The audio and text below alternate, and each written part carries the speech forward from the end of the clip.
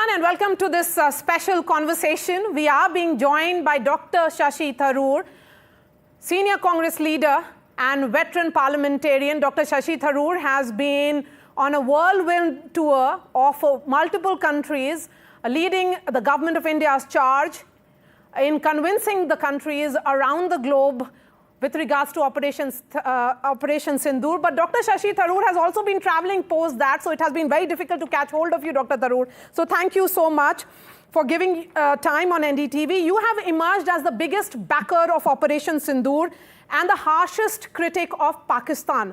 Dr. Tharoor, how do you look at the lunch meet which happened between General Asim Munir and US President Donald Trump? Well, as you know, the White House spokeswoman said that this is since General Munir had recommended Mr. Trump for a Nobel Peace Prize, it was a thank you gesture, which is entirely, fine. I mean, as far as I'm concerned, if Mr. Trump wants to call somebody for lunch because he was recommended for a Nobel Peace Prize, who are we to question that, Maria? But Dr. Tharoor, that happened hours after Prime Minister Modi and Donald Trump's telephonic conversation, which lasted roughly around 35 minutes, in which Prime Minister Modi clearly, categorically spoke about how India never sought any third-party mediation and will not do so in future, setting the record straight. Absolutely. And I think that message is something that we also, in our delegations, conveyed very clearly to our American interlocutors. I myself had the privilege of speaking to Vice President Vance, and though so far we have not gone public about the conversation, now that the Prime Minister has publicly announced that this is what he has said to the President, I can convey to you that I said exactly the same thing to the Vice President, who understood it fully. And there was absolutely no disagreement or pushback from their side. They fully understood that mediation is not something that we in India can accept. The very idea of mediation implies an equivalence between two parties who need to be mediated between.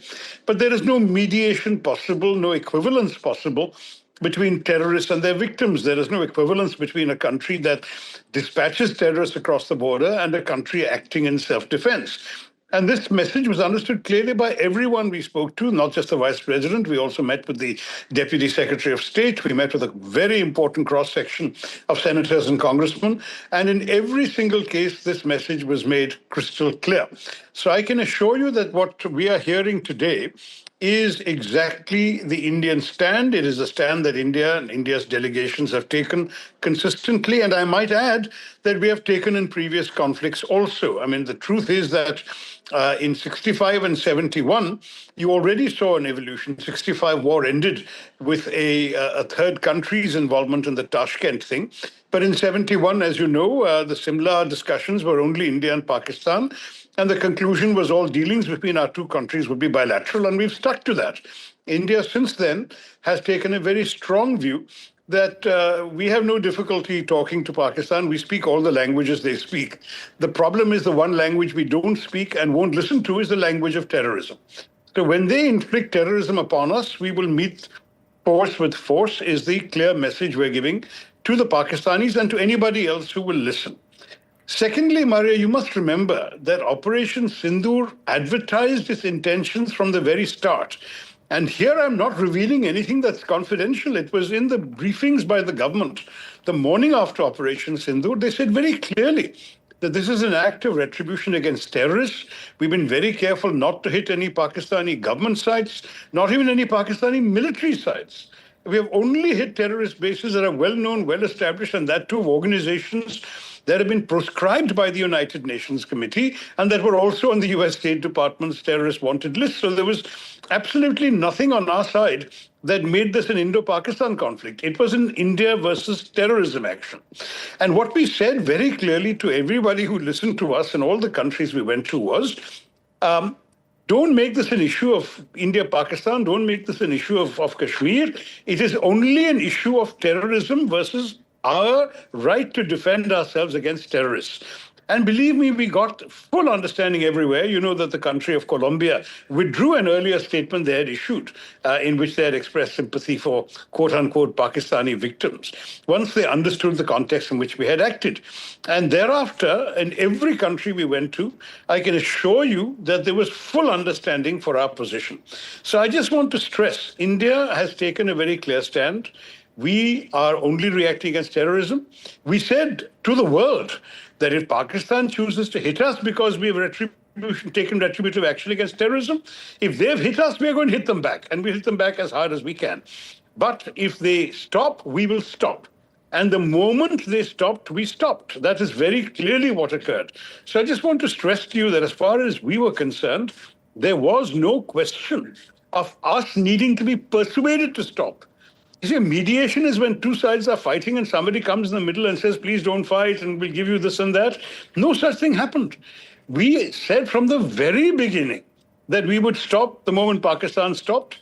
They signaled to our Director General of Military Operations they wanted to stop. We said, fine, we're also ready to stop.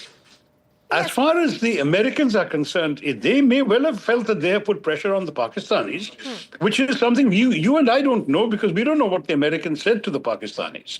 But if that is the thing, that the Pakistanis were, contemplating a nuclear option or something dramatic, and the Americans told the Pakistanis, don't do that, and press them, and thereby the general thinks that Mr. President Trump should deserve the Nobel Peace Prize because he prevented him from using dangerous weapons, whatever. If that's the story, that's between the Americans and the Pakistanis.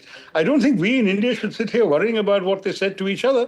All we know is that the Pakistanis called us, and the Pakistanis, having taken a real bashing on the night of the 9th, 10th of May, they wanted to stop. So that's the story that we understand. That's the story to which we are privy.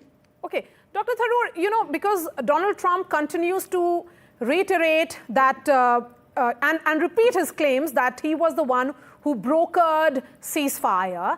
As a former diplomat yourself, do you see this deceptive diplomacy hurting or helping India?